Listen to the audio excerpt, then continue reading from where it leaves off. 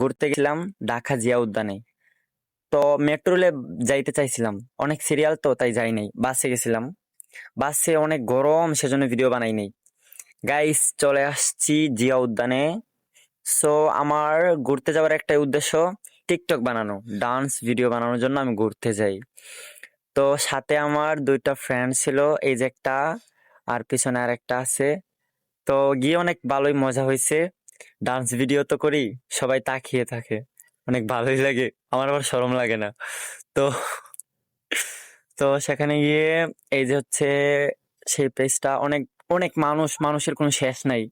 অনেক কষ্ট করে কয়েকটা ভিডিও বানাইছি, আর তেমন বেশি ভিডিও করি নাই, টুকটাক ভিডিও করছি।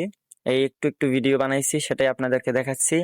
তো একটা ভিডিও বানাইছিলাম একটু ফানি টাইপের আর কি, মানে একটু অন্যরকম।